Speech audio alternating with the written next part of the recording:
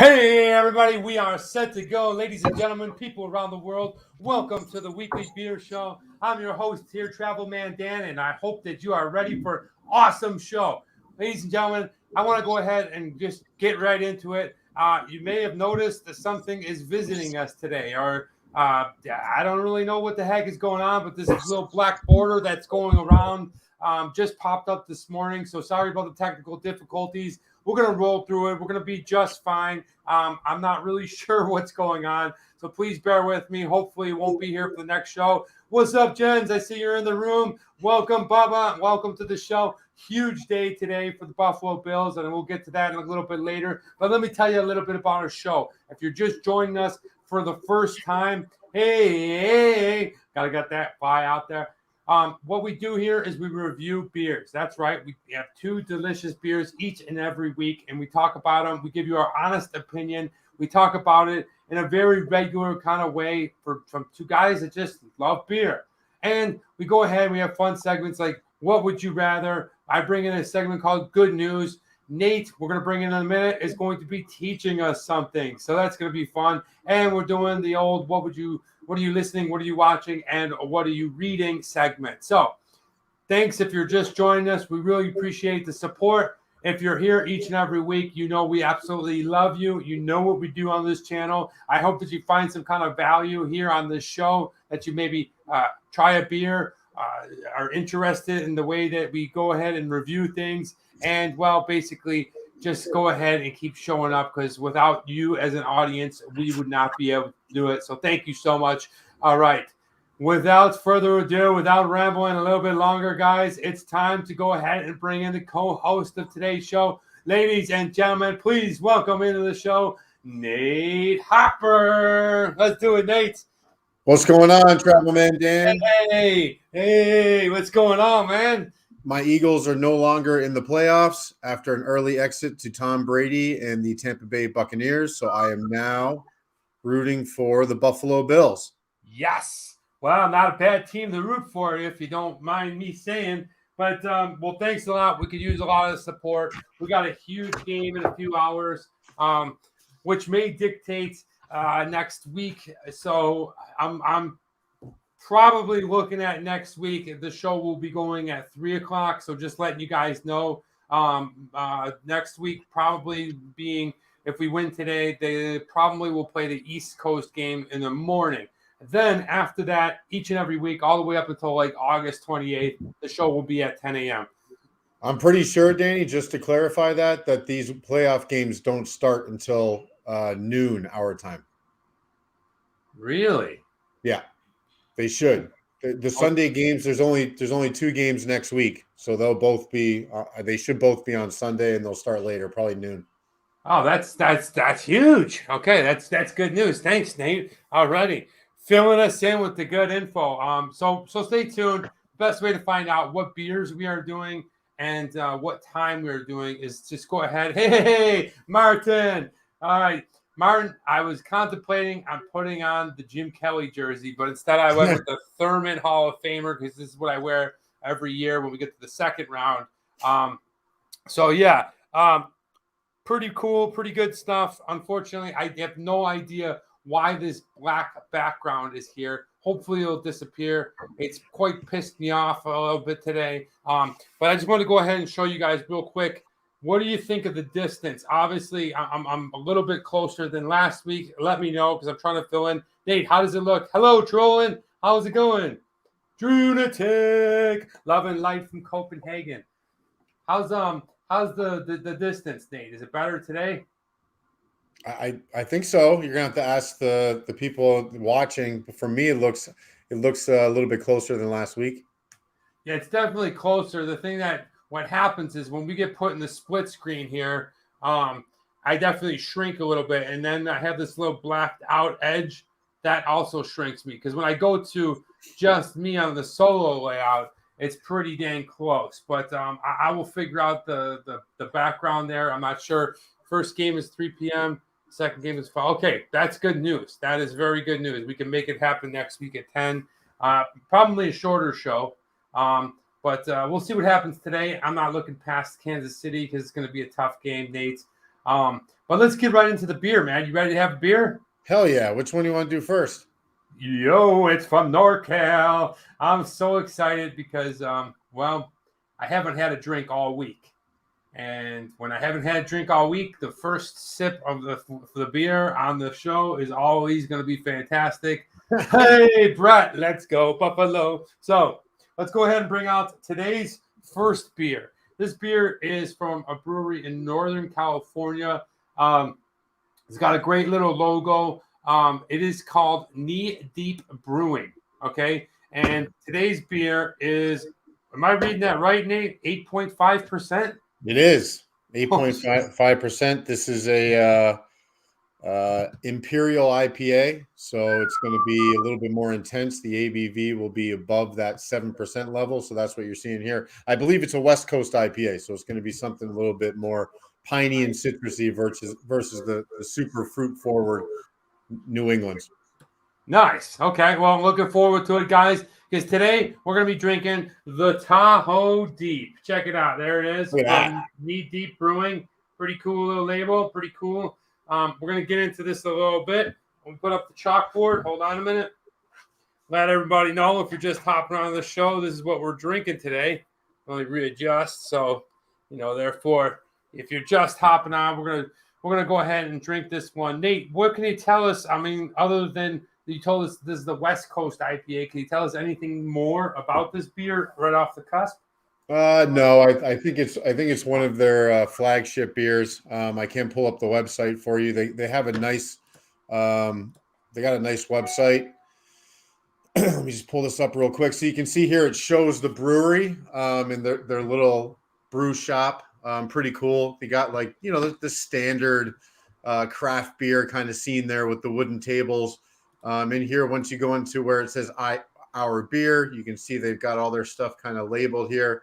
Look at all of it. Deep right here, right? And again, so this is made with those Cascade Centennial and CTZ hops, which are going to be super piney and citrusy, maybe even a little bit spicy. You're not going to get a ton of the juicy elements that you would in New England. As you can see, it's an 8.5% beer, so it is an Imperial. It's going to be strong.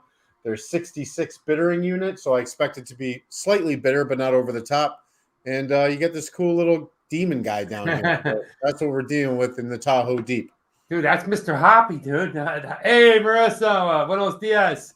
All right, that's Mr. Hoppy, and it's so funny because I had a beer in my fridge for, I don't know, probably almost a year now. I don't know what that.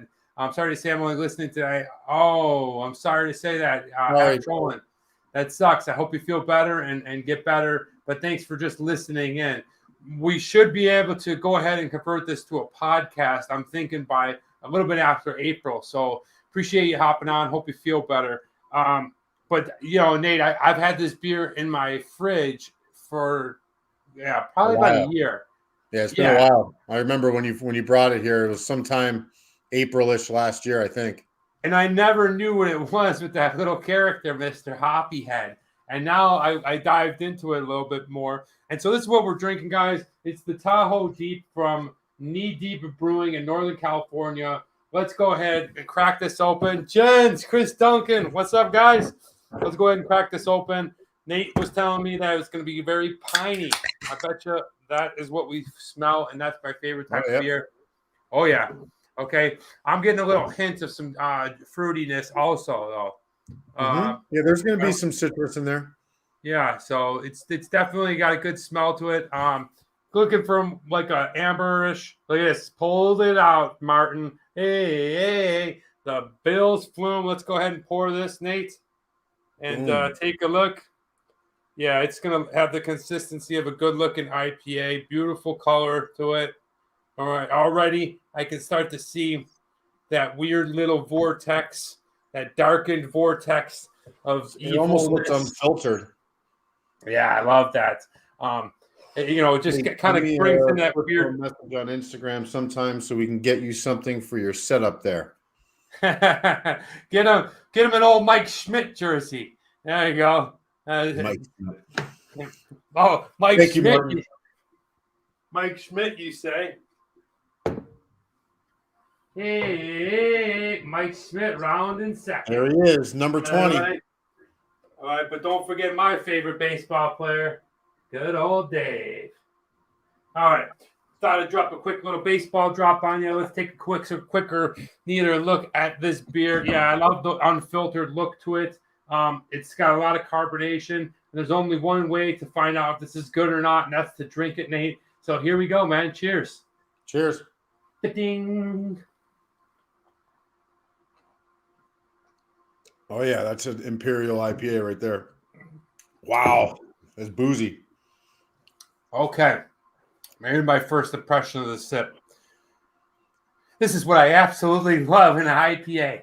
I feel like I just drank the forest. Yeah, oh man, exactly what it's like. It's the one that really, like, it gives you bad breath.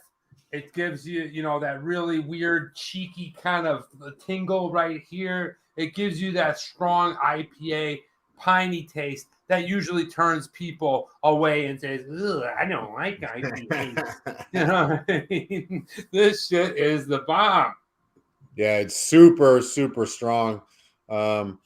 Really bitter, but without being offensive, But you definitely have the pine, you have the citrus. I get, they described it as floral a little bit, which I'm picking up as well.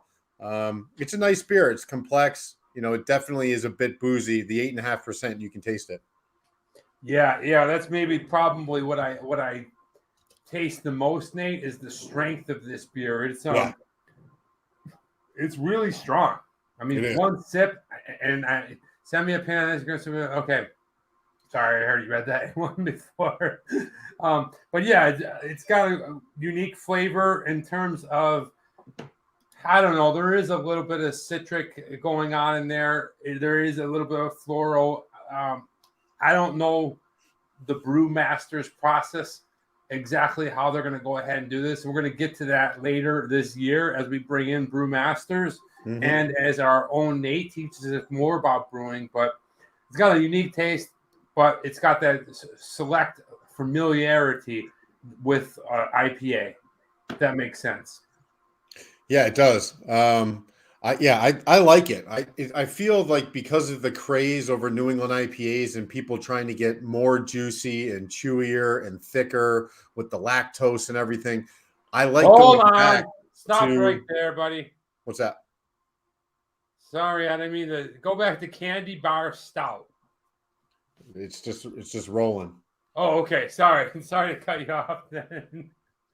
Anyway, I like going back to these West Coast IPAs, because we had to make the distinction between the two because it was just the American IPA, right? And then we had to categorize it because of how different the two types of beers were, which is kind of a recent development. So there's a lot that's going to the juicy, to the hazy side of things. Yeah. And I'm glad that there's still some good standard West Coast IPAs out there. Yeah, this one's really good. One of the things I will say is I see you scrolling or somebody's scrolling through. I don't know necessarily if I really like Mr. Hoppy. Do you mean the character? Yeah. Why not? You don't like him? I don't know. I don't know. Look at him here. Hoplo Escobar seems cool. Yeah, I like him there. But okay, so that one that where he's skateboarding or something, that's the one I have. I don't know. Slow-mo IPA, Breaking Bud. I know, but it's just something about it doesn't look like he belongs or something. Like it's like man juice. What the hell? All right, well, moving on. Nate, what do you say it's time for a little tour of the brewery? Go ahead and slap up that brewery tour, and let me show you a little bit more about Knee Deep Brewing. Brendan, what up?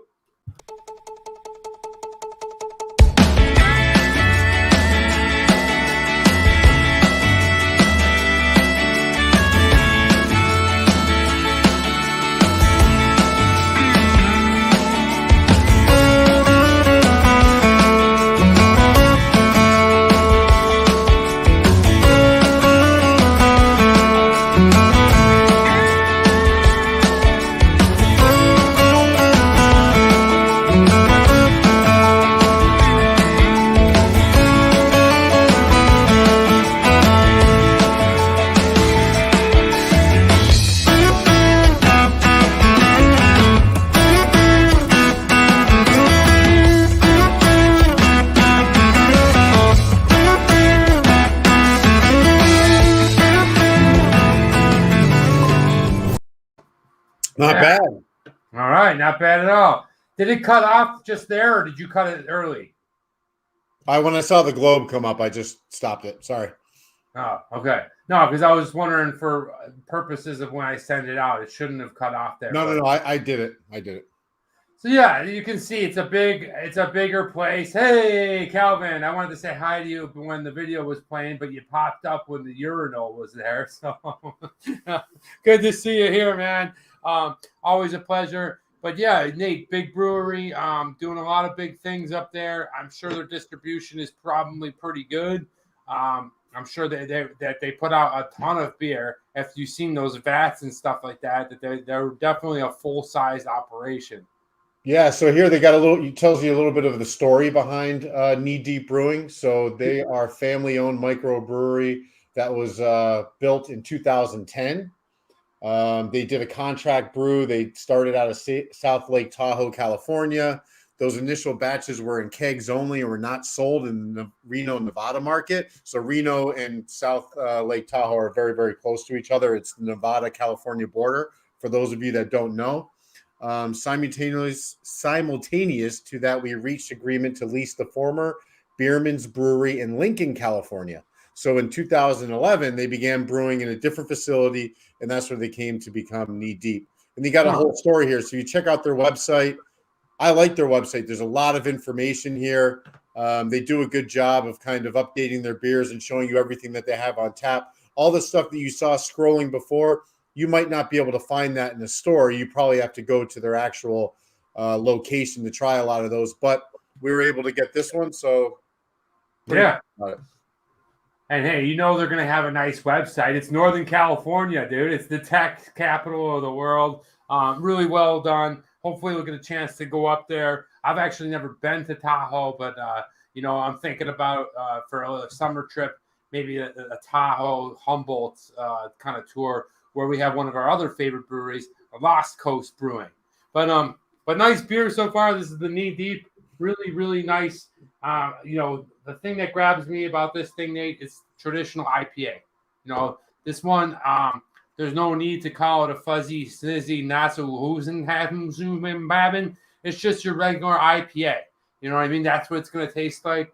And yeah, it's it kind of it really hits that original piney, bitter flavor profile that I just miss in beer. I feel like there's so many new things coming out, smoothie beers, the intense imperial sours that are super popular right now, pastry stouts, which is all great.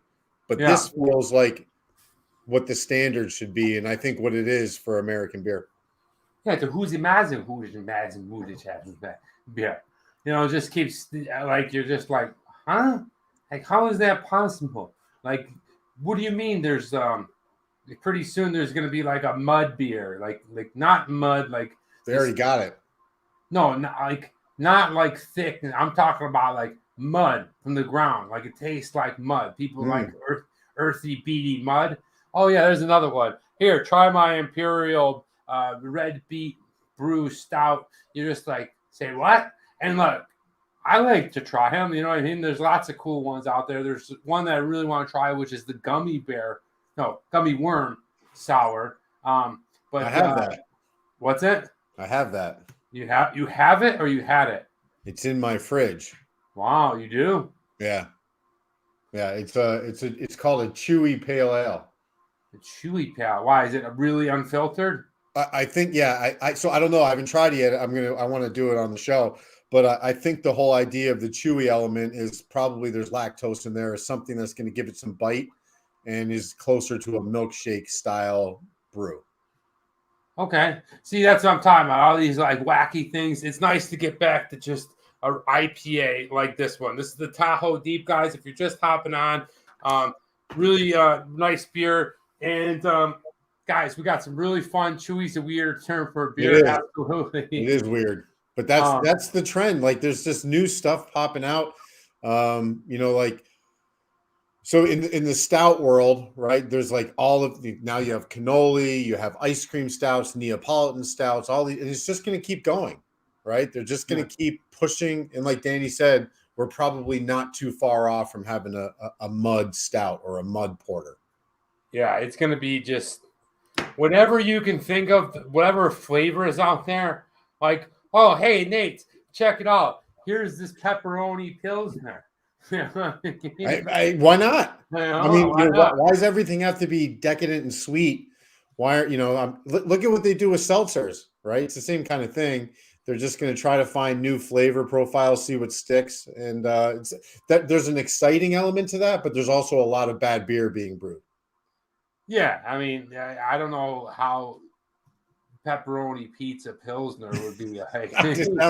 sounds good to me. I mean, I like pepperoni pizza and I like pilsners with them, but drinking it, I don't know. We'll have to wait and see. But moving right along, guys. A sad note, guys. How about all the people that have passed away that we grew up with? Whether it be on TV or listening to. Just in the last, I'd say 2 or 3 weeks. I mean, you have Betty White, Bob Saget.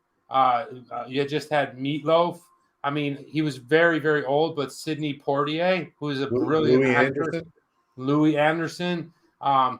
Just within the last 2 to 3 weeks, and so I just wanted to bring that up. Hopefully, you guys had a chance to either listen to them, watch them, laugh at. Still snookered from last far too much mead. That's awesome, Mike. I know the Sidney Poitier thing is interesting. Like, he was the first African American person to win an Oscar, right? Yeah, I believe so. Yeah. But that was like 40 years ago, right? And I felt like after that, you just never heard from him again. He wasn't a prolific actor like you thought he probably would be, I think that was probably a lot of the times and a lot of his choices. Mm-hmm. He was a brilliant thespian. Right. And did he do theater acting? Yeah. So he was probably doing that. I know he hopped on and he did In the Heat of the Night. Yeah. He did some other ones that you're right. He really won. And then, I mean, maybe he just he lost. He didn't want to do the ones all the time, he was the first man to strike a white man on a film. And I believe he was the first black guy to kiss a woman. I forget. I could be wrong with that one. Saw Louis Anderson. Oh, that's awesome, Bubba. Louis Anderson's another interesting one. Did you ever watch the video of him diving off of the platform? I don't think so, dude. Well, you got to watch that. If you guys haven't watched it, I think it's real. Unless I was fooled, I could have been bamboozled. But he's like on a 25, 30 foot platform in a pool, and he just falls off and perfectly dives in. Dude, he was a big man. Oh, dude, big man. Like those platforms in the 80s. I don't know if you ever had one, but Mike Capella would remember, maybe Chris Duncan if you're here. But before the Aquatic Center was built in Tonawanda, there was the Tonawanda pool, and they had full on diving boards. It wasn't like it was now. That shit was if you could climb the stairs, you could jump off it. It didn't matter. I remember used to be so scared of those things because. First of all, I didn't at the time when I was younger, I was afraid of heights, and I still am to some degree. But standing up on those platforms, even at 20 feet, when I was 15 years old, that used to scare the shit out of me. So at the Tonawanda thing, it was here was the diving board over here. On the other side of the pool, Nate, was this concrete platform, and you climbed up both sides. It was like a Aztec thing. And I remember we used to do these things called egg drops. Hey, platform at Delaware Pool. Murph, one jazz hand, dude. Wow, bro, he's slipping. Come on, you got to get in there, dude. Jazz hands for mom. Oh, hey. Yes. All right. Yes. Okay. Can't wait to put that on the Follies video. All right, it happens. So, yeah, this whole video is going to follow you with this fucking black screen. All right, moving on. Whoa. Yeah, dude, I did my my egg drop. An egg drop was really scary, dude. It was. Do you know what an egg drop was, Nate? Chinese soup. No. So what you would do is You get to the edge of that platform. Well, I know what you're going to tell you, and you get into the fetal position. You get in there. I can't bend all the ways, but I'm actually bending pretty good. You go like this, right? I'm going to put my broken knee down here, and then you hold on to it like this. Yeah, and you fall over. Yeah, dude. I used to do that on like the 3-foot diving board. Of course. No, there was people that would do this thing off the 20-foot platform. I can honestly say it sounds like a rock falling into a lake. I can honestly say I tried it a few times, but before I got to the bottom, I always turned over and just whacked my back. But, Hi, Murphy. Murph! Yeah. It took a long time. I was very scared. Don't forget. There you go. Don't forget to hit that like button. Yeah, guys, don't forget to hit the like button each and every time. Funny thing is, Nate, I got so much hours in viewership. YouTube emailed me, and now I'm part of the YouTube Partner Program, which is really awesome. I don't know what exactly that means. I think it means you can go down to their studios. So they just sent me something. So obviously doing something right. We're continuing growth, not only on this show, but on the channel. I'm looking at getting back out there, doing travel videos. You'll see next travel video will be out sometime in mid-February. But so looking forward to that. But things are going as planned, man. So cheers to that, as planned. Cheers. How are you liking this beer? Do you like it even more the more you drink it? No, still the same. What does it remind you of?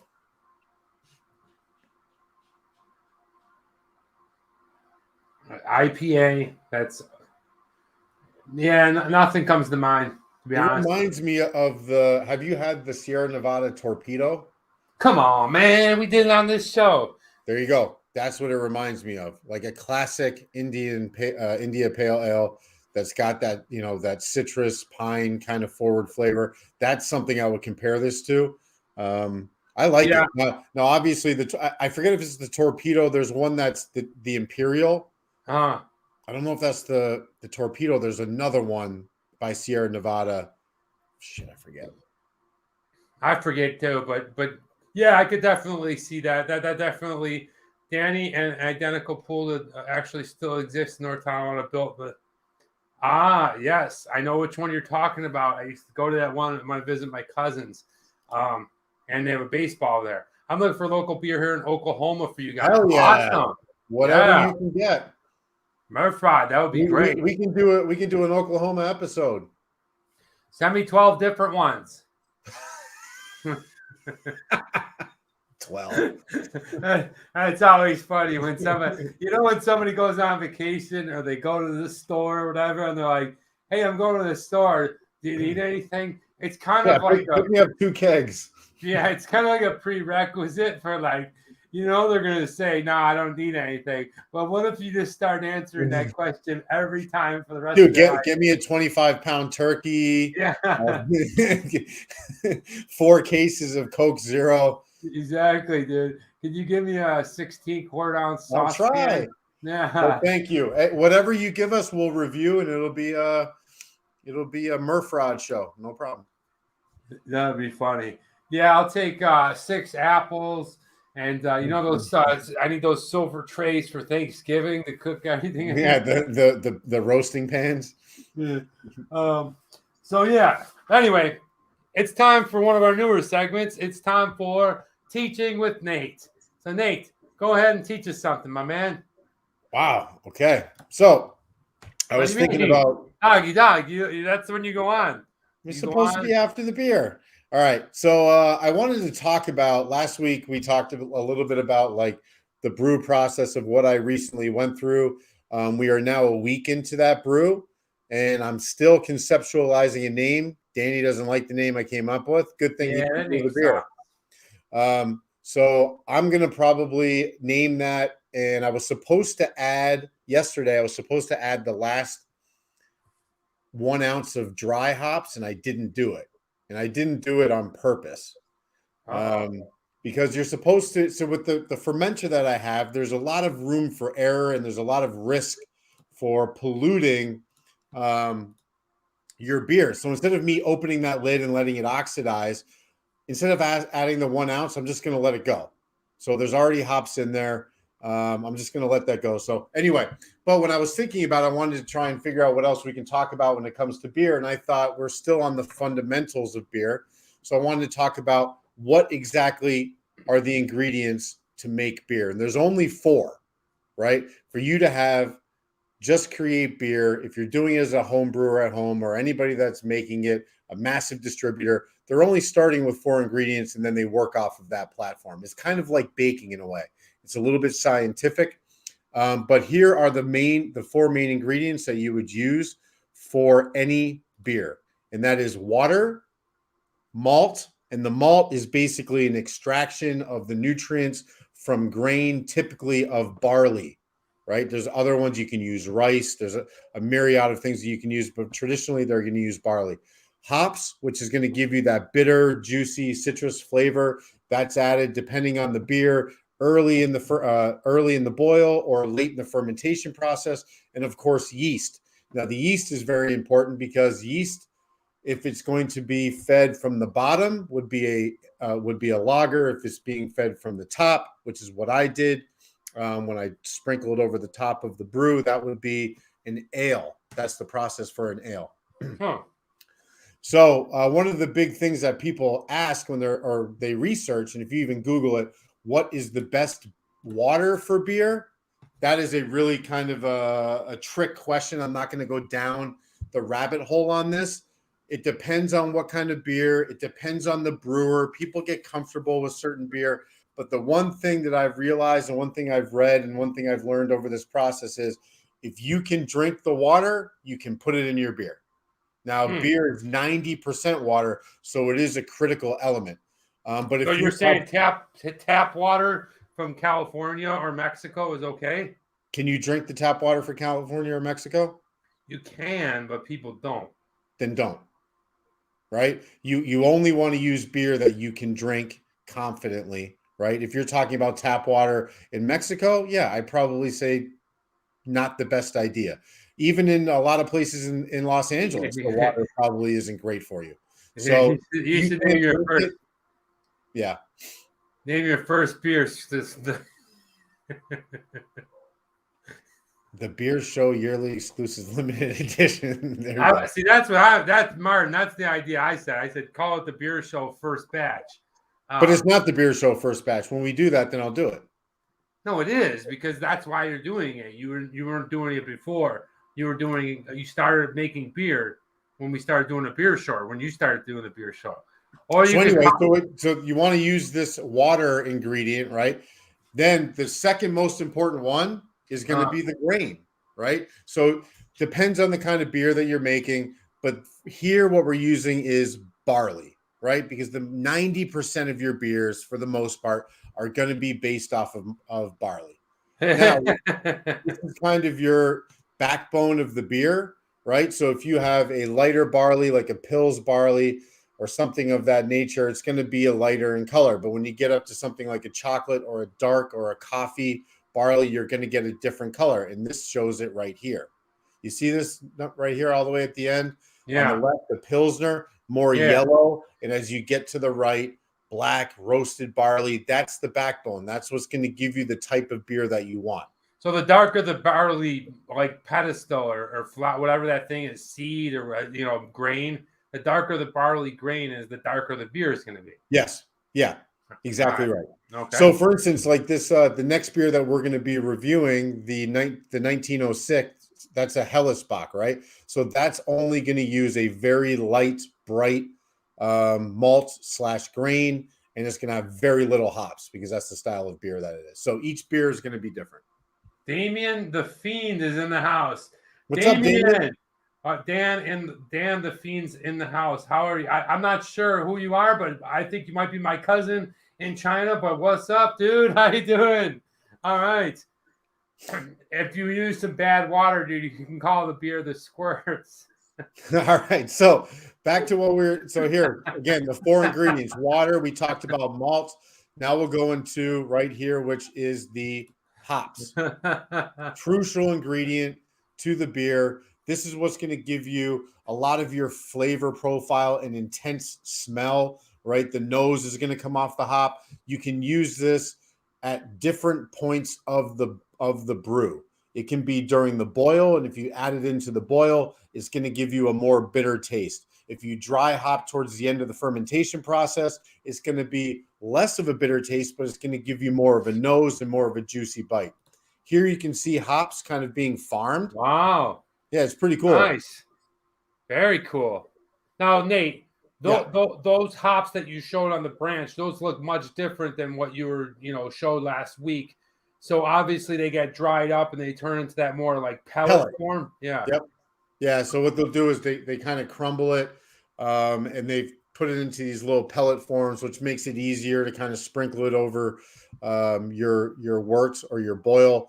And it's just an easier thing to do. I think it stays longer in those sealed bags. So I think that's a big part of it. But yeah, they've condensed it into a pellet form, which is easier to disperse into the boil. God, Marissa says, not sure drinking the water in Mexico is a good. There you go, dude. If you go down there, you get some water from Mexico from the tap, and you make the squirts. I mean, yeah. I would say that's certainly Uncle Nate's Miracle Tonic. I like that one. What's up, Damien? Marissa, but drinking Nate's beer is. So I wanted to show you guys, because of the hops, there's so many different flavor profiles that come from hops, right? So when you see on this particular beer from Knee Deep Brewing, they're using Centennial, Cascade, and CTZ. Now, I don't know a lot about CTZ, but Cascade and Centennial are quite popular. And if you look at this chart, right? So here's Cascade on the top row. Second, what you got there, dude? What's that? What is this little chart? So these are basically the flavor and aroma profiles of most popular hops. So you've got Cascade, which is going to give you some spice, a little bit of a floral element, and some citrus. The Centennial is going to be, again, very citrus forward. So you're going to get a grapefruit, a blood orange, right? And it's got some floral elements too. CTX is not on here. I don't know exactly what that profile is, but depending on when you use these hops and the different hops that you use will yield a different result for each beer. Got it. And the last thing that we want to talk about very, very quickly, and probably the most important thing, is the yeast, right? Without those live active cultures, you do not get the fermentation process. And the fermentation process is basically taking that extract of malt and grain, creating a wort, and then adding the yeast where it creates the alcohol. The live cultures are going in and pulling the carbohydrates out, and then through the fermentation process, turning that into alcohol. Huh. And so, now here is the step in the process that I did it, right? Remember last week, I just sprinkled those on top. That is a top fermentation process because this is an ale, not a lager. So it's going to be cooler in temperature between 60 and 78 degrees and a top fermentation process. Wow, that's huge, man. Definitely, if you're interested in this, again, rewatch this segment. We'll go ahead and timestamp it. That's some great information, Nate. I'm not sure what the name's going to be of your beer, but I'm looking forward to trying it out. Each part, whether it be barley, hops, the yeast, or the water, is equally as important. But I love that little breakdown. Great job for teaching us about that. I really appreciate that. Hope you guys found some value in that. One last thing. We should do a community-driven beer, right? So we can give everybody the opportunity to vote on what kind of beer we want and whatever they want, what kind of grain, what kind of hops. We can do an entire segment on something like that, create an actual beer from the community that is a weekly beer show beer. Yeah, we could do that. There's so many different things that you can do. Like, there's so many recipes. It's a lot of fun to dissect it. Yeah, that sounds great, man. That's what I thought you were doing with the beer, but it's your first batch or your first time doing it. So, let me know how it goes, and then we'll go ahead and redo another one.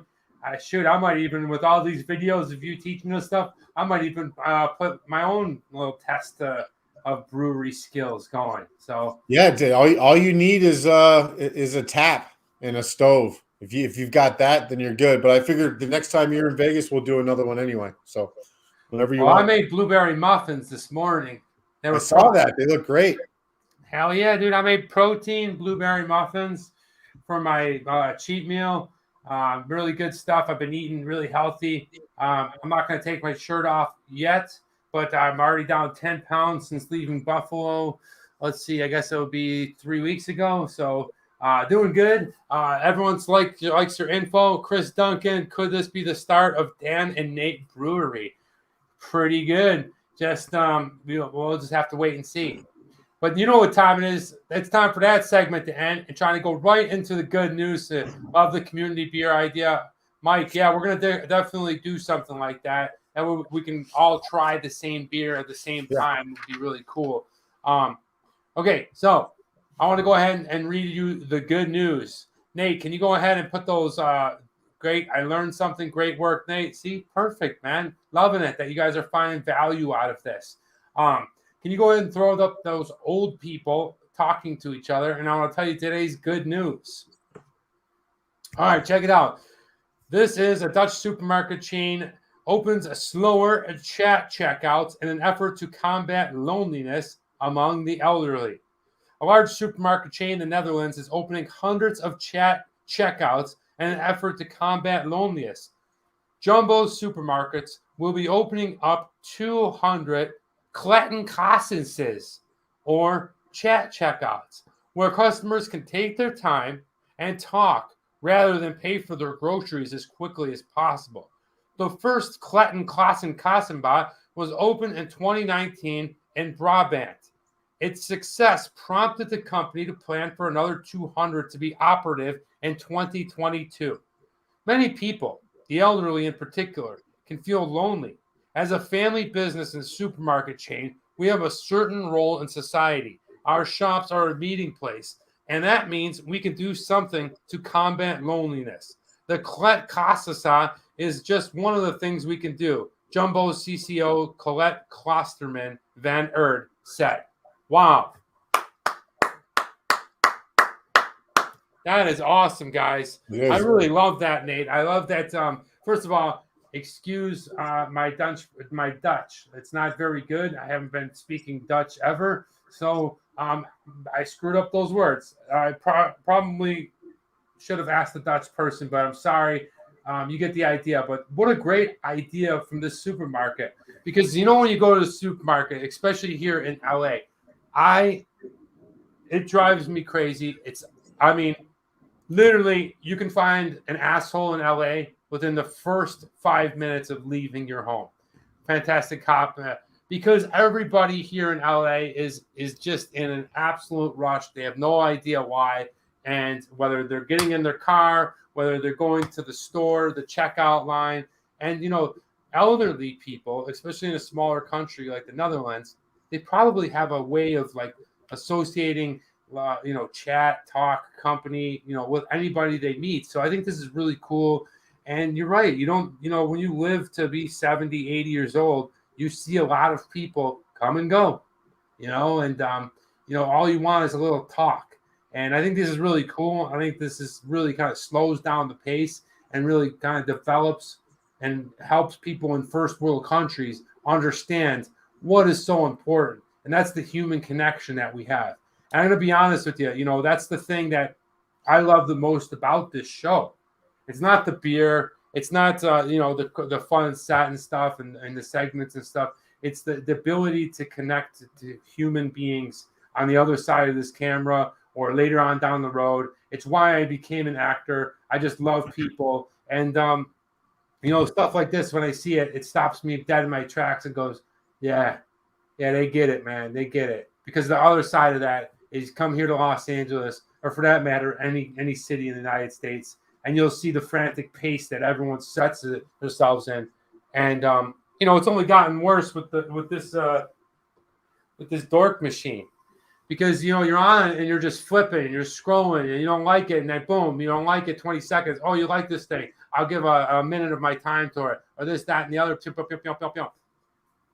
So when you're out in the real world and the checkout line is taking longer than it should be, you just you just want to flip up. You just want to scan through.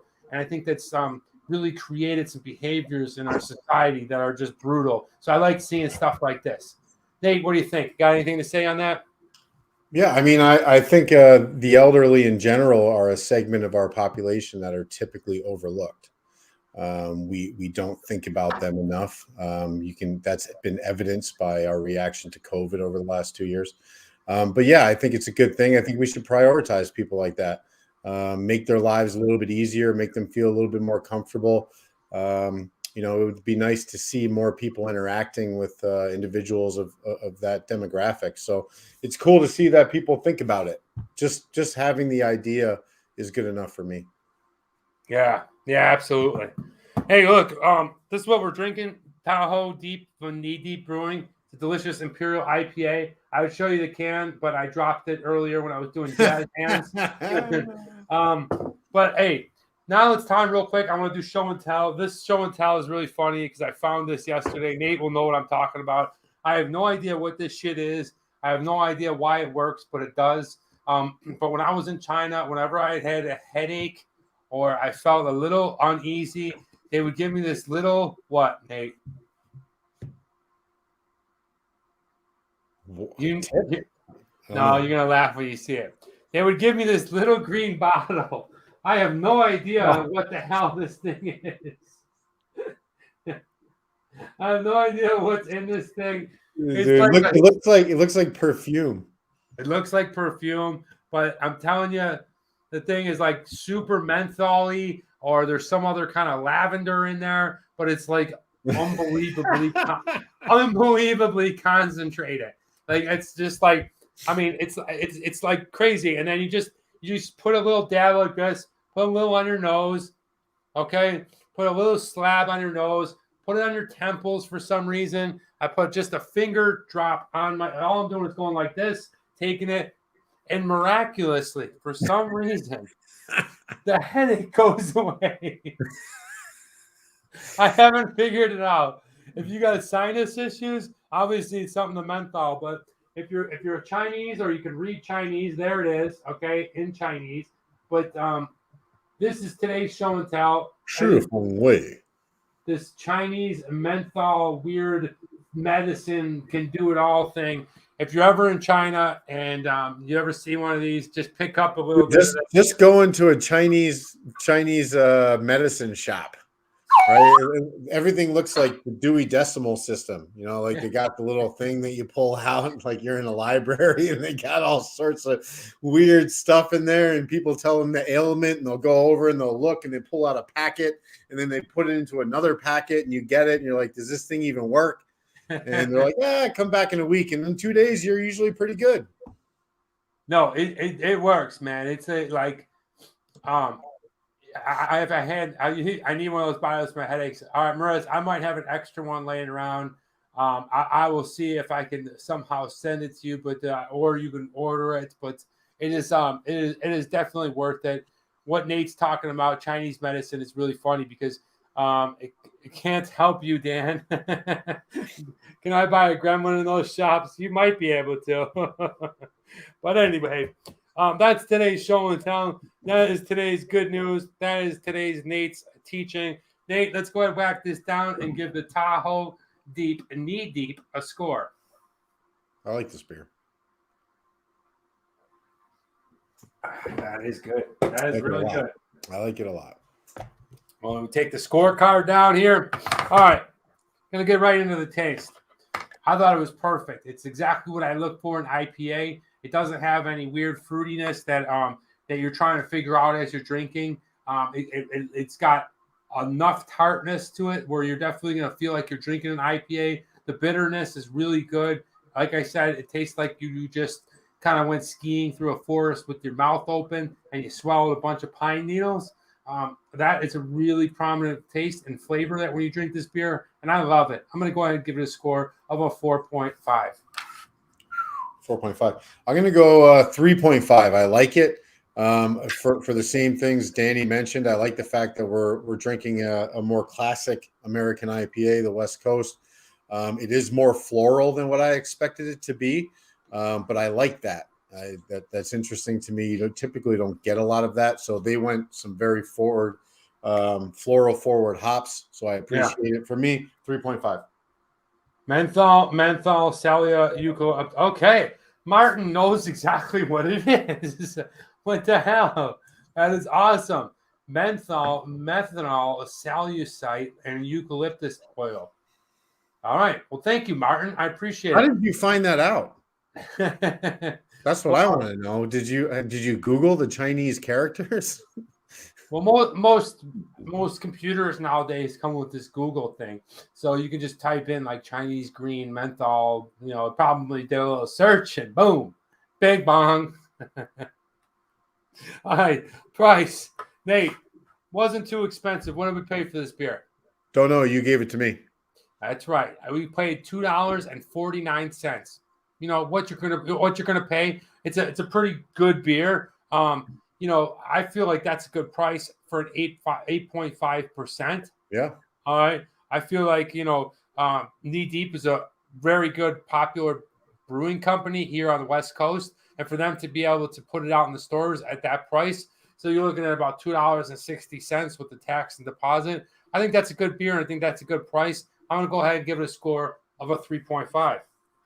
Yeah, I'm gonna go with 4.0 on the price, because now with these with this kind of new trend of really going after Imperial IPAs and double IPAs and even triple IPAs, which isn't really necessarily a thing, but they're creating it, is beers like this. I feel the traditional version of them, they get lost in the shuffle. But for this, the price at $2.49, you get a lot of them that are like $4.99 now a can. Yeah.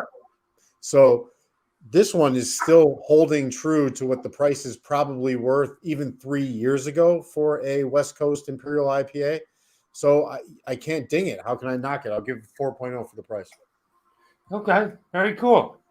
All right, let's go ahead and look at the design. Look, the design, nothing really grabs me about this. I like how they use their giant hop right there. They kind of use the shadow of it. That's kind of cool. I do like the font and the color, so I'm not going to strike them too much for that. There's not a lot going on in here. What I do like is that little green guy isn't on here. And like I said, and Brendan went ahead and suggested, so he's very small.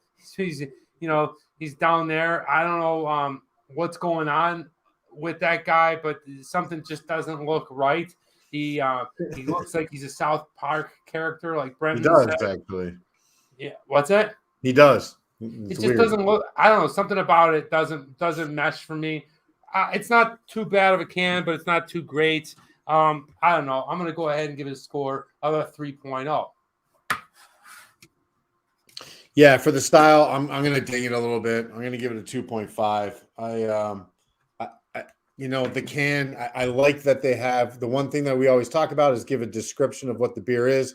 They do have the description, but the beer, the can itself, I don't know, a lot of negative space here that I don't think is used right. Just pedestrian can, 2.5.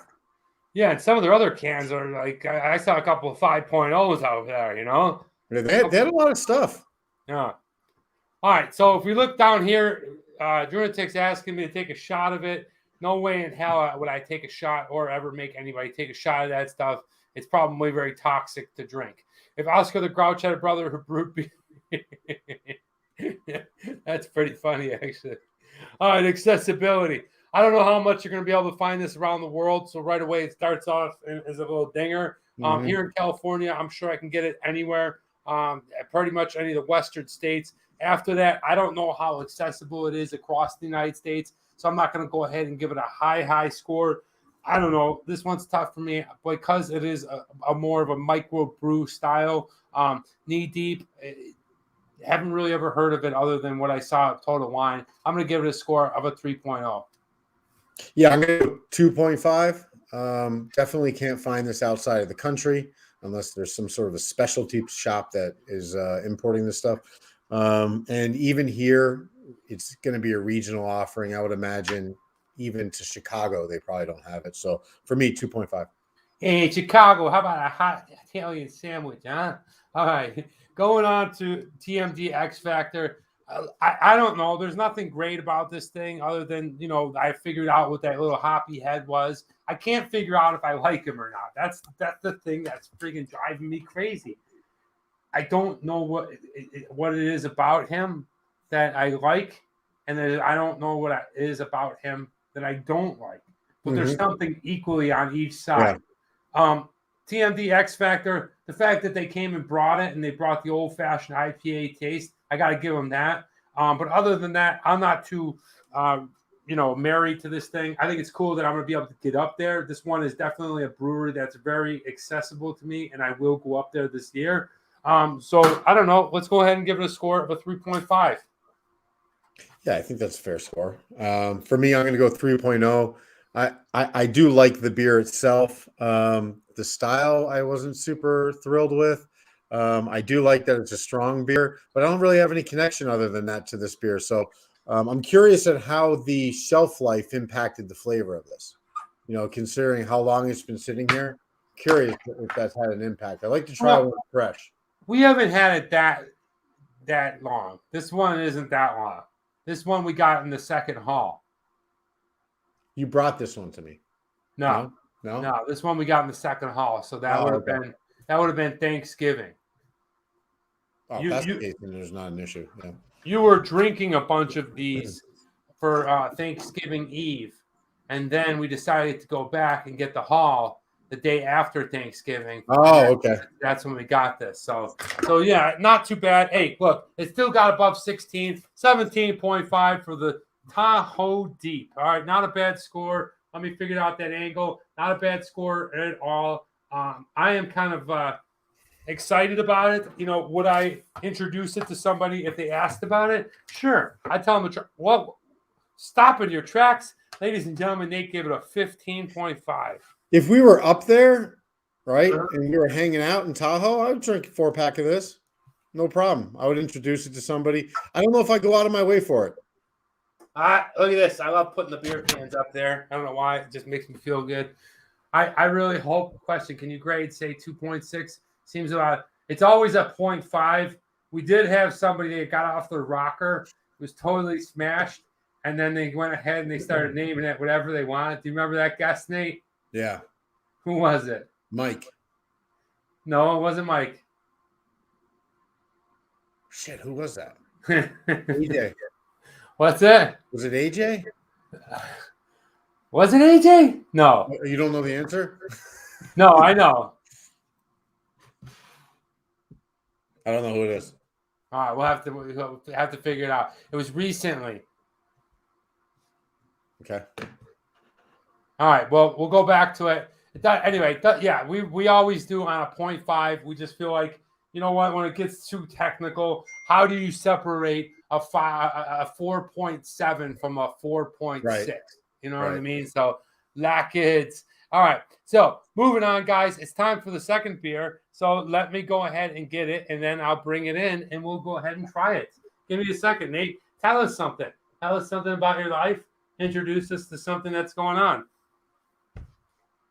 Yeah, so I'm pretty excited about this next beer. So this next beer falls into the lager category.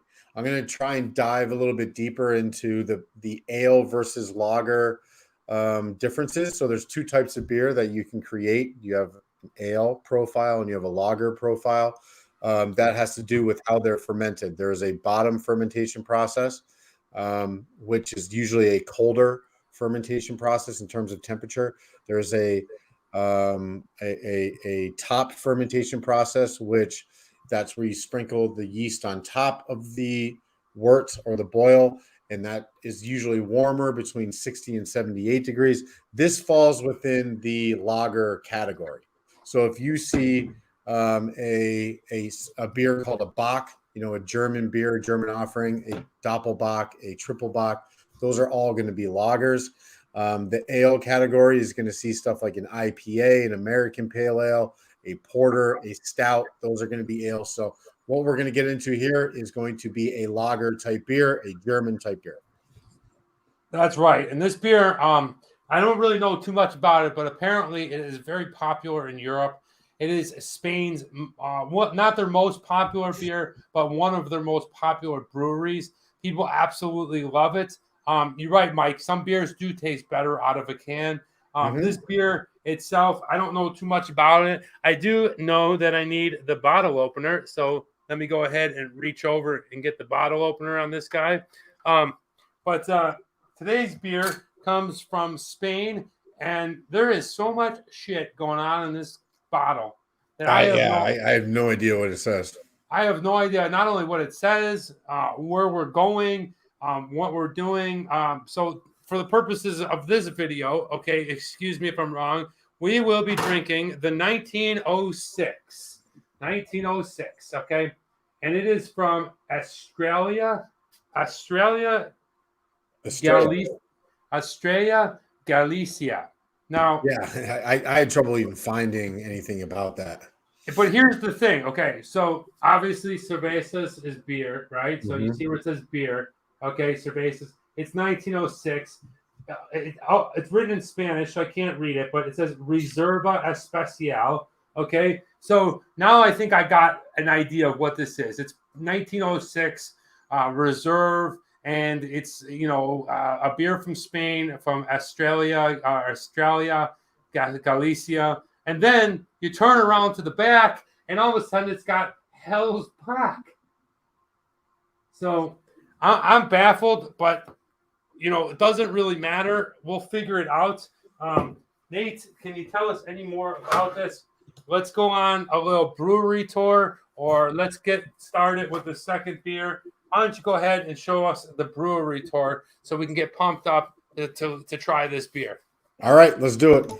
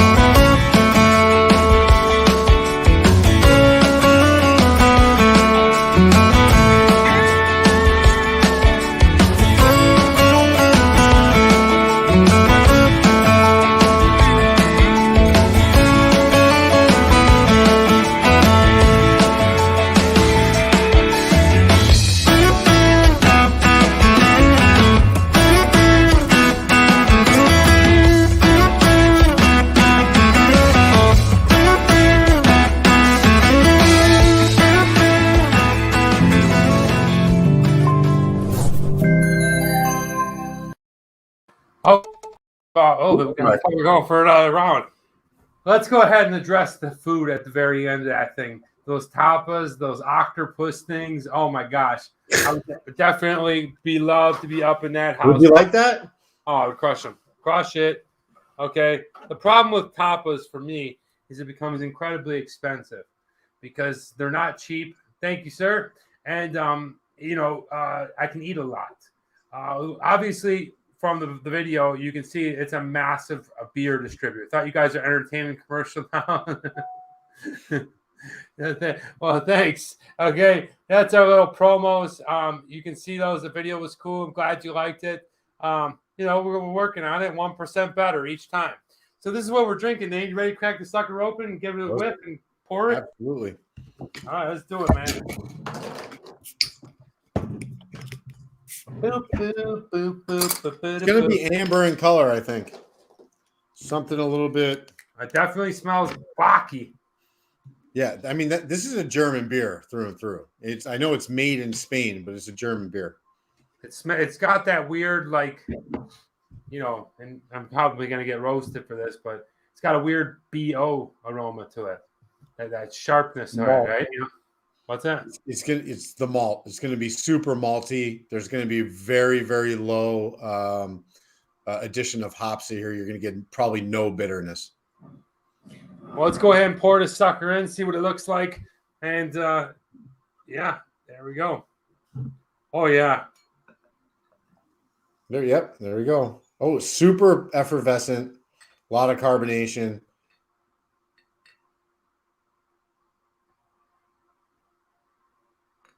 So this is kind of a celebratory beer. You know how the Doppelbock is a celebratory beer? This is kind of the same. It's a little bit stronger in ABV, about 6.5%. It's a Reserva Especial. There you go. It's special. Well, you can see it's dark. It's definitely got an amber look to it. Quite a bit of carbonation, like Nate said. Nice looking beer. Cheers, Nate. Cheers. Bing bong. Wow, this thing sat out for an hour, and you can tell. What do you mean? It's warm. Oh, that's why you got to keep it Not nice. warm, but warmer. You got to get you a little side pocket. That's where I keep all the cold beers. That's it. That's interesting, man. Like, yeah, first, my stepdad loved canned octopus. That's awesome. Great. Yeah, my first initial sip is, to be honest with you, it does taste a lot like a German, like Oktoberfest, kind of like their Amber Bock. Marzen, which is my favorite type of beer, I think. But I'm not getting there with the flavor. There's something else going on there. I don't know if it was because it was imported, exported. It was in the bottle for a long time. Overall, not a bad first sip, but nothing special. We'll see how it breathes later. Nate, what was your first sip? I like it because it's different than the majority of the beers that are coming out on the market right now. This is a classic German style Helles Bock. So it's going to be really bright. There's going to be no bitterness from the hops. It's going to be super malt forward. And we don't get a lot of that. So I kind of like changing it up a little bit. It feels like a good version of a macro beer to me. Yeah, that's a nice way to put it. All right, guys. Well, let's get right into it. It's time for What Would You Rather? I hope that you're excited. It's my favorite part of the show. I hope you enjoy it. I got some fun ones coming up for you. Here we go. Let's get started. What would you rather? Nate, I'm going to give you a plane ticket. And that plane ticket, you can go to one of these two places. Where are you going to go, pal? All right. Are you going to go over to Asia, to Jakarta, Indonesia?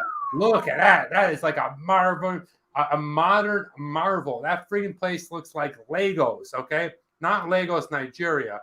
Oh, but then take a look at that. Outside the city, we have a little bit of, I don't want to say lower middle class, but, unfortunately, that's a lot of cities in the world, and that's how they're built. You have the business of the CBD, the Central Business District, which is the big buildings, and then where everybody actually lives. But check that out. Look at that thing. That's at nighttime. Obviously, it's some type of video that was taken on a time lapse, and you can see the cars where they're blurred. That's where the lights are. But that cool little loop circle thing, I don't know what that is, but I hope one day I get a chance to check it out. I love how they put that circle thing in the middle of like a park, if you will, and then right down the middle comes their main highway. Looks like a beautiful place to see. Looks like a beautiful place to be. So that is your first option. Your second one, okay? I'm going to give you a ticket. You can either go there or you can go to here, Rio de Janeiro. There it is. Check it out, guys. Wow, everyone's at that famous Jesus the Christ statue. You all know what I'm talking about. It's one of the man-made miracle marvels of the world. Down below, you have the Bay Area. Never had con octopus, but I see it at the grocery stores in the U.S. But then look at night, how beautiful this place looks. All right. Obviously, we're looking at one of the best places in Rio because it's near the water. It's probably the most expensive. And right there is what you would consider their ghettos. I think they call them the favelas, or they're incredibly dangerous. Some of the most dangerous. Favela. What's that? I think it's favela, isn't it? Favela, yeah, that's what it's called. It's called the favelas. It's basically a translation in Portuguese of ghettos. And, a lot of the UFC fighters that I watch come from areas like that. They're incredibly dangerous. So perspective of both parts of the city. I'm sure both places are beautiful. I'm sure that people from around the world, whether you're in Indonesia or you're in Jakarta, it's got to be just awesome. So your pick, where would you like to go? For me, I love Asia. I love Asia. I've lived there for a while. but I really want to see Rio. So I'm going to choose Rio de Janeiro. Nate, where are you going? Rio. Rio. Definitely Rio. Like, so of course we spent a lot of time in Asia. I was never in Jakarta. I would like to go. It's a super populous city. I think it's got 11 million people versus 14 million for Rio. So they're kind of similar in that nature. But you know what, Rio, when you see the shots over top of Rio, do you know what kind of reminds me of? What's that? Hong Kong. Yeah. There's a similarity there, like where, there's a lot of channels and bays and obviously access to the ocean. It feels very Hong Kong-y to me, where it's kind of like corralled with all these skyscrapers overlooking the water. I have a feeling it's probably quite similar when you're there in terms of size. So for me, I would go Rio. I want to go down to South America. I've been to Asia, love it, but I've never been to South America, so Rio. Yeah, and I definitely see the connection there with Hong Kong. Hey, guys, I've been seeing between 14 and almost 20 people in the room, but I only see 3 likes. Be sure to go ahead and hit that like button because that helps out the algorithm with YouTube. If you're new and you're just hopping on, this is what we're drinking. It's the 1906 Reserva Special. Okay, Reserva Especial. It's good. It is good. Good beer. This is a drinkable beer. Yeah. Like not everything has to have super intense fruity flavors or pastry flavors. This to me feels like a beer that you can have a 6-pack of in an ice pack on the beach or in your backyard having a burger. That's what this beer is. I feel like I'm in Europe when I drink this beer. I don't know what it is. I just feel like I'm in Europe. I know what you mean by that. Yeah. There's a beer movement that, I definitely really love here in the United States. But like Nate said, you don't have to drink everything that tastes like candy corns and meatloaf. You know what I mean? Like a good beer, it's just really good.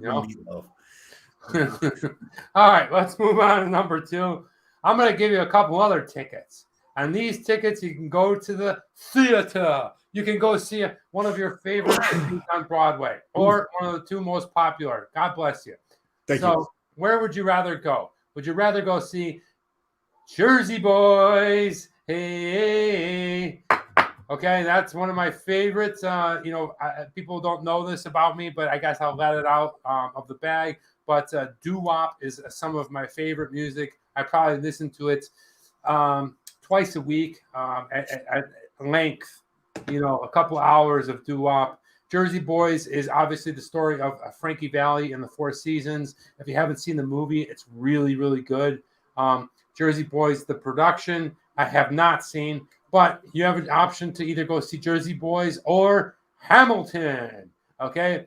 Now, Hamilton, I really don't know too much about other than it's widely popular. That the director, Lin-Manuel, is phenomenal. Okay. He was a substitute teacher writing this playwright in New York, and it got picked up. And look at it now, almost 9 years later. It is one of, if not the most highest grossing play ever. So I think that has a lot to do with the times. I think I'm an island boy.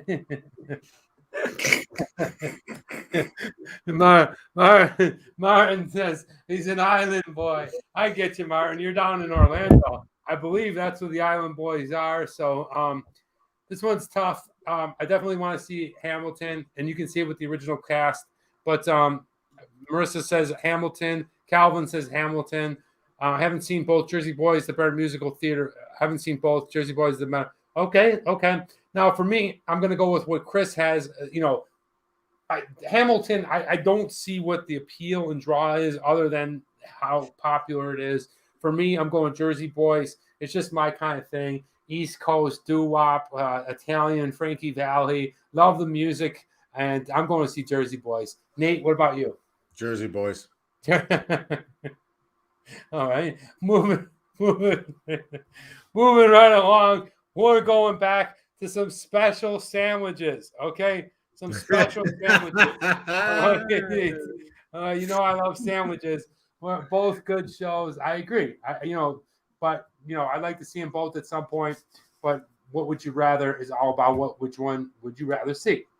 So the first sandwich is from a local place called Fire in Dubai, and it's a pastrami Reuben. Let's take a look at the sandwich, Nate.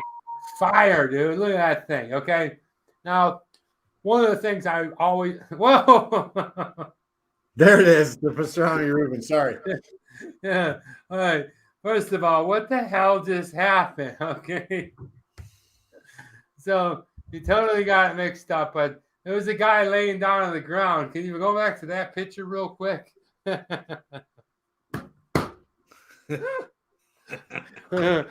after we did the gummy bear challenge. Man, I was made. literally laid out. To go back to that one more time. The best part about that picture is he's holding on to the dog like it's the comfort zone. Brutal. All right, so bring up the pastrami Reuben, please. Okay, this is from a place called Fire in Dubai, and take a look at that thing. That is amazing, right? You have the right amount of bread to pastrami. You might even have more pastrami. You got a nice layer of coleslaw. Looks like there's a pickle jammed in there. Beautiful looking sandwich. I definitely think that I would like that.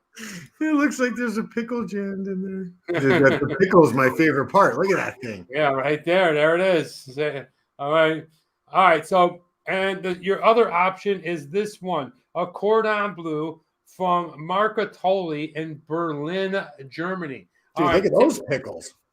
Yeah, that is like, that's what I was looking at earlier. So if you don't know what cordon bleu is, I feel like Nate was brought up on cordon bleu. I don't know why. I just feel like it was like, you know, a cycle of like Polish sausage, pierogies, cordon bleu. Yep. Like it was that type of. We ate a lot. So there was a I don't remember the brand or anything, but there was a cordon bleu that you could put into the oven. It was pre-made and it came in a plastic pack. My mom used to make those. There was a chicken Kiev and cordon bleu, and the cordon bleu would be ham and Swiss cheese inside of chicken. Yeah, I mean, to be honest with you, I never heard of chicken cordon bleu until I went to Tony Zarcone's and his mother cooked it, and I was like, holy shit, what is this? And I don't know. Rick Fontaine, great idea. This is from Berlin. He said I'll take half. This is a tough one, but if I could choose one off of the picture, I'm going with Marissa, and I'm going with the pastrami sandwich. Oh, man. Yeah, give me one of those. I love pastrami. So Danny's going with the pastrami. Dude, it's tough. Is that cheese in the middle there? Of course it is, dude. Look at that. Well, why is there cheese on a pastrami sandwich? I guess, is it Swiss? Mm-hmm. It's got to be Swiss, right? I feel like most pastrami sandwiches don't have cheese. Well, I'm telling you right now, this 1906 gets better. Didn't have those at school. No, you didn't.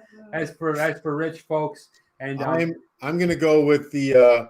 I don't know. This thing looks super interesting to me. I'm gonna go with this cordon bleu sandwich. Those pickles at the bottom and that thing looks phenomenal. I want that. Everything looks good about that except for the top half of the bun. It looks like you're going through a lot of bread, and then when you get through that bread, I feel like the chicken cordon bleu, the actual chicken sandwich. I feel like it's going to squirt off the back. You know what I'm saying? Interesting choice of words. Yeah, so I like that thing. The Reuben pastrami. Oh, that's why I didn't realize about the cheese. It's a Reuben, not just a pastrami sandwich. Forget it. My bad. Yeah, okay. A Reuben has cheese, so whatever. Both beautiful sandwiches. I'm sure you can't go wrong. I'm not a sandwich kind of gal, but I picked pastrami in Dubai. Yeah, I don't know how you couldn't, but real quick, I want to go back to this beer. As I drink it, it's definitely getting that taste of that double bock that I love from Germany, of that Marzen. I'm really enjoying this type of beer. It's almost like it's a lager, dude. You like the lagers? Yeah, it's almost like it's like a Red Wolf or a Red Dog, but without the tin can flavor, you know? And it's really nice, Nate. I got to be honest with you. I'm really classic beer. Yeah, it's a classic beer. But going on to question number 4. All right, here we go. Olympics are coming up. Which one of these would you prefer to be an Olympic athlete? I'm going to give you an Olympic athlete pass, okay? and you get to be one of them. Is it figure skating? All right. You get to wear the outfit. Okay. All right. If you're like me, you get to go dance around with some broad on the ice. And broad. You're just having a good. But look at the skill on that thing. Okay. Basically, the guy's foot is like a chopping knife. And it is literally maybe a foot from her throat. Okay. There's no room for error. Okay. There's no room for error for that. It's incredibly difficult to raise your leg above your other kneecap, let alone over your head on skates while you're moving and spinning. Okay. Not an easy, one of the things, Blades of Glory. Yeah. I got to say, one of the things that turns me off right away is the outfits for the men. I'm not really into that one, but then you'd rather be going out there in some Carhartt. I would like my skates to look like Timberlands, maybe a pair of jeans, and just a nice polo with a herringbone. Now I gotta tell you guys right now, herringbone's been pretty much out of style for most people. Italian Americans love them. I haven't been able to wear mine because I sold mine in the 90s, but I will in the 90s. I will tell you right now in the 90s. I will tell you right now, I've made some money this year, and I will be bringing back my herringbone. So get ready for that. But what would you rather? Question number 2 is, this one scares the shit out of me. Look at this one. I mean, are you crazy? I mean, he's literally flying. Okay. Yeah, I would struggle with that. Dude, people say that you can't fly, and I gotta disagree. Okay, I gotta fully disagree.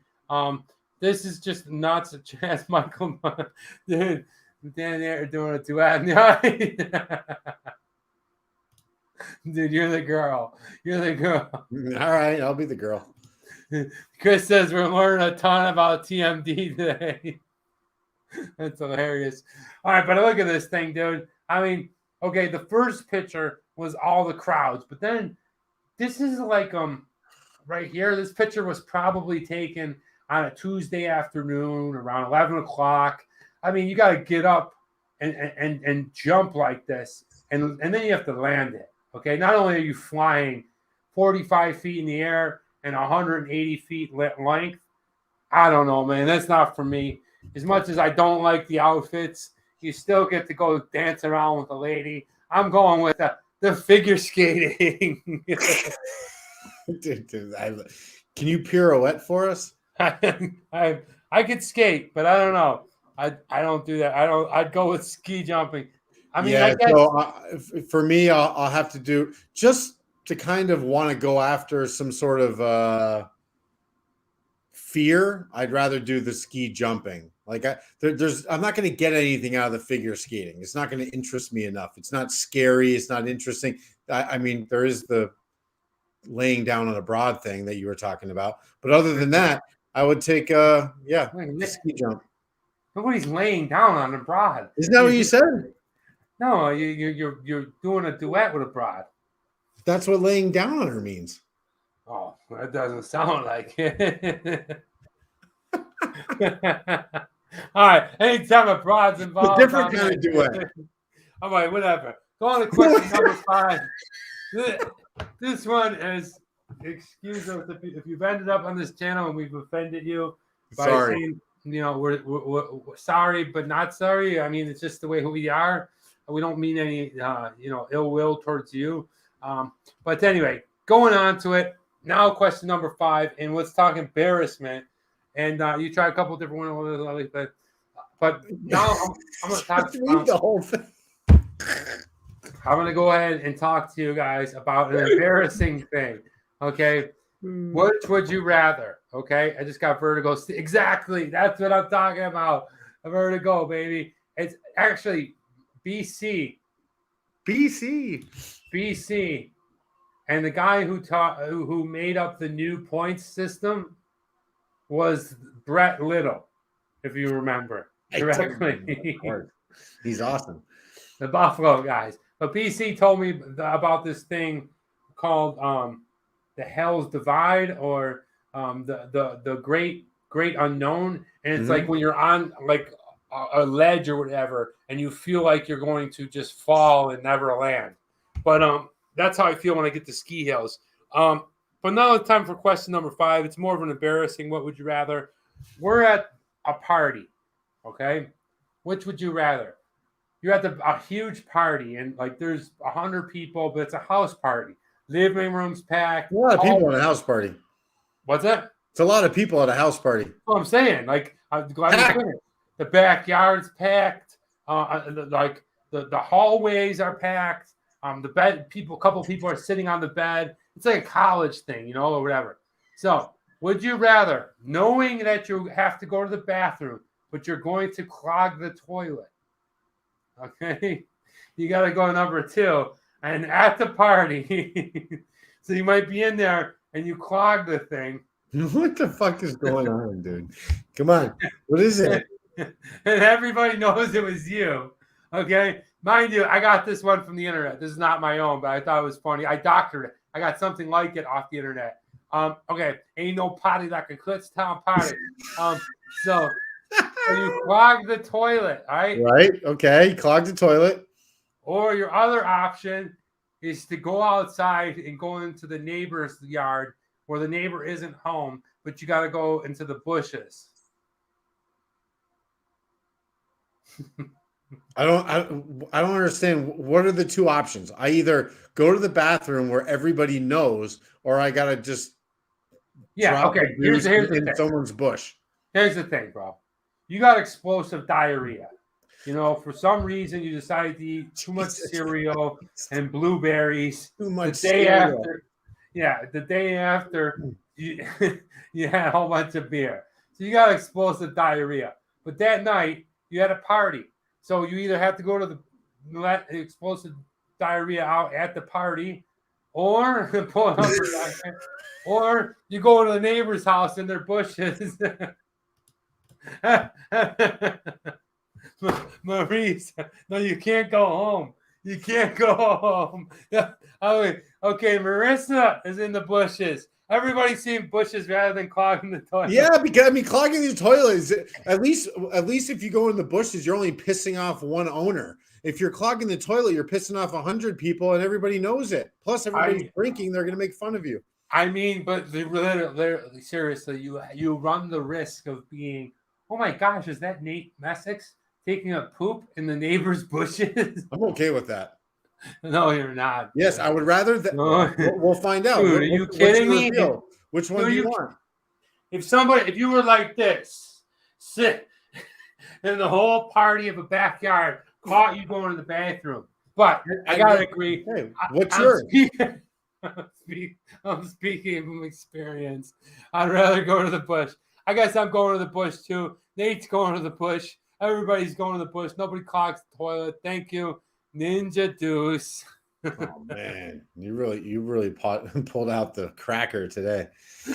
Woo! Yeah, you know what? I maybe I would consider the party one if I knew it was really going to offend a lot of people.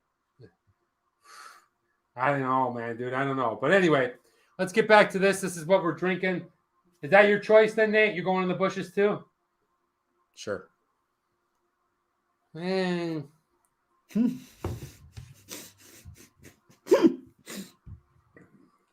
Yeah, all right. This is good, man. I'll tell you what. Good beer. I do like it. I really like it too.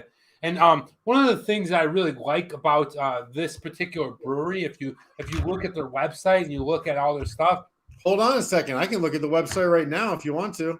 Yeah, one of the things that they do really nice there is they take a lot of like beer courses. Like you can become a beer expert here. Like they walk you through it and you take classes and stuff like that. Now, this one's written in English and I was looking at it in Spanish.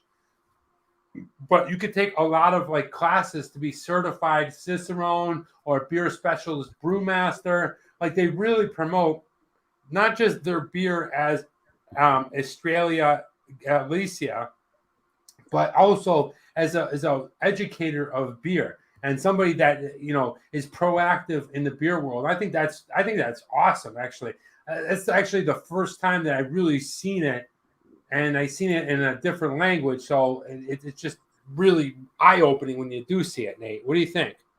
Yeah, it's cool. I like their website. So here you see 1906, the Reserva Especial.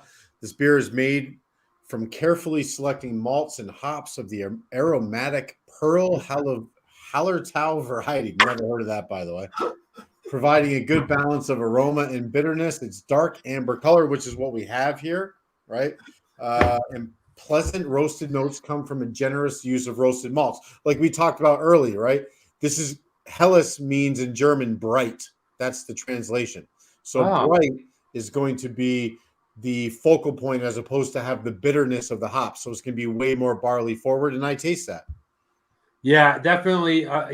One of the things I taste is the malt and the barley, almost like it's together and it's like a liquid meal. And that's what I like about this beer, where it's not too much. It's not like a synthetic liquid meal, Nate. Like where you have like these like chocolate cake stouts and you have these crazy stouts that are supposed to taste like a dessert. This one really tastes like a meal. You know what I mean? Like a real bona fide meal. And malty.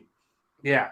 Bubba says, got to go get the beef on whack. Hey, go for it, Bubba. I love you. I hope you're doing well, brother. Thank you so much for introducing us to Vinny and Valcourt Brewing. We're going to go ahead and bring him on the show. It looks like on the 13th, so Super Bowl Sunday. I'm really pumped up about that, but this is what we're drinking now. Nate, let's go ahead and whack this down and give it a score.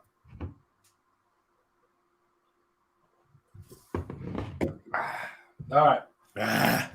Wow. Nice beer all the way around. Delicious flavor. It's what I really like about German beers and how it tastes like food, almost like Korean tea. You got the brown rice tea, and it tastes like a food. I like this type of lager, very malty, very barley forward. Absolutely hysterical comment from Mike. I've done both. Honestly, asking for somebody for a plunger don't even faze me. And I've definitely crapped in my friend's neighbor's yard. Just grabbed a box of Kleenex. Hilarious. But I'm going to go ahead and give the score a 4.5 because I thought this was a delicious tasting beer. Yeah, so I'm going to give it a 3.5. I do like the taste, right? I think it's one of those beers that takes you back to the kind of the roots of beer, and which is generally German in a lot of ways. So I like it, but it also doesn't. It's just sitting in that convenient, comfortable area, right? It didn't break out to me. It didn't make me want to buy it again, but I do appreciate it. So for me, a 3.5. Interesting. Okay, price. Nate, what do we pay for this? This was $1.99. Actually, sorry, $1.79 per single. Yep. $2. That's an outstanding price. It's above a 6%. It's great tasting beer. I think that if you're going to be able to buy in a 6-pack, you're probably going to get it at a price point of $10.99. I think that's excellent price. I'm going to go give it a score of a 4.0. I'm going to go 3.5. It is comparable to a Budweiser, Coors Banquet beer, a Red Stripe, a Heineken, right? Maybe even a little bit more of alcohol. Since 6.5%, so you're gaining a little bit there. So 3.5 for the price. For me, it's well priced. Very well. All right, design. Like I alluded to earlier, I liked how they have 1906. Now it's written in Spanish. I have no idea what it says. There's a lot of things going on here. I don't like this label. It just doesn't do anything for me. I understand what they're trying to do. They're keeping their brand, and that's kind of cool. But unless you speak Spanish, there's a lot of shit going on. Like I said, Hellsbach on the back. If you don't know what that means, there's a lot of things here where, one of the things that I was telling Nate about his brewing thing is why make it like all this crazy, like title and stuff like that when I don't really understand what I'm even drinking. And that's exactly what I'm talking about here. Like, I don't know if it's a 1906. Is it a Reserva special? Is it a Hellsbach? And I don't want to have to go down and explain that to people. So for that, I'm going to go ahead and strike them for that. And I'm going to give them a score of a 2.5 because I'm just not into this design. So I actually like the design. I like the simplicity of it. I like that they keep their Spanish language on the front, but then they also tell you on the back in English what exactly they're talking about. So for me, my personal opinion is they kind of scratch your back a little bit with also keeping their traditional language, their home language, without changing it to English. So I like that. For me, I'll give it the design of 3.5. I like that the 1906 is big and pronounced on the front. And I like that this paper, everything is canned now and is a sticker. This paper's got a little bit of texture to it, which I like. That's kind of cool. Yeah.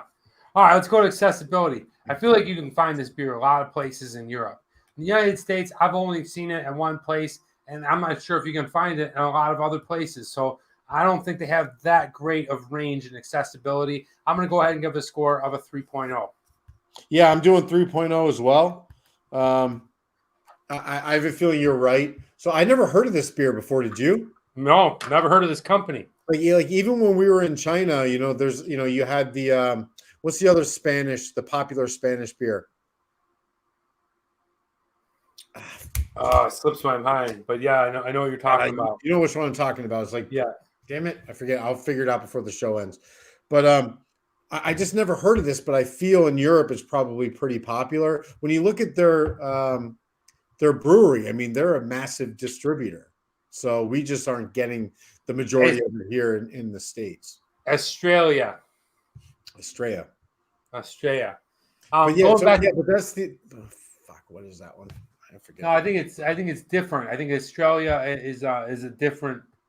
It's just called Australia, and this one is called Australia Galicia. I don't know. Who knows? We'll go moving on. The Tmg X Factor. The fact that the website was able to show me so much. The fact that they are from Spain and they were able to create such a great double bock, and I feel like they have it going on all the time, or that type of Marzan flavor. I feel like this beer isn't just in October and it comes from Spain. I think that's brilliant. I think that more people should know about this. I'm sure it's a really widely popular beer in Spain, but around the world, I don't know how much more people know about it. They should. It's delicious. And I actually really like this, and I would recommend it to a lot of people. So I'm going to give it a score of a 3.5. Yeah, I'm going to 3.5 as well. I like it. I like that it's kind of paying homage to traditional German brewing heritage. They went with a Hellesbock, which is pretty interesting. I'd like to drink more of these so I can compare them. But yeah, 3.5. Holy moly, cacciatoli. Guys, I can't believe it. Again, I have a double score of a 17.5. Okay, 17.5 for the 1906. Okay, 17.5. Nate, what'd you get? 16.5. So right there at the line, and I think it's a good beer. It's just nothing exceptional. It's a great beer. Definitely would recommend it. I hope you guys enjoyed today's beer review. For me personally, I gave them both a score of 17.5. It was the Tahoe Deep and the 1906. Okay, now we're doing something a little bit different today, and today is what are you reading? What are you watching? What are you listening to? It's a 1 out of 3. I'm waiting for the dice to get here. The dice have been ordered. They're on their way. Nice. That's cool. What's it? I said, that's cool. I'm waiting for it too. Yeah, I know. I can tell. You're getting a little antsy again. Relax. So the dice will be here. And what we're going to do is I'm going to roll the dice, the 3-sided die. Whatever one it lands on, that's what we're going to talk about. But I don't have the die here. So in order to speed the show up a little bit, I want to know in the next minute, what do you guys want to see? Do you want to hear about 1, 2, or 3? Okay, 1 reading, 2 watching, 3 listening. So go ahead, let me know in the comments below. Is it a 1, 2, or 3? And whatever you guys tell me within the next 30 seconds, not a minute, because time goes real slow when you're on camera like this. Please let me know. We got 1 for 2. Okay. What else do we got? We got Duncan for 2. What are you watching? We got watching. It was 2. People want to know what I'm watching. All right. I definitely want to see what you guys want to hear about. And we are at almost 30 seconds. Okay. It looks like we're going to watching. All right. Let's go.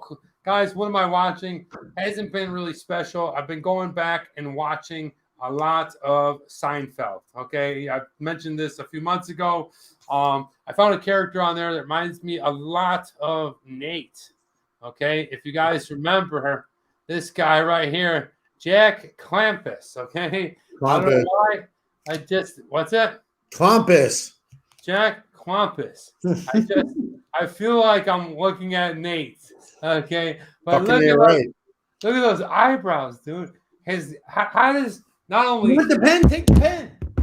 Not only does he not know it, but none of his friends told him to go get his eyebrows fixed. All right, Bucky, shalom, welcome. All right, so guys, that's what I'm watching. Nate, what are you watching? The Buffalo Bills beat the Kansas City Chiefs. Hey, in a little bit, my man, in a little bit.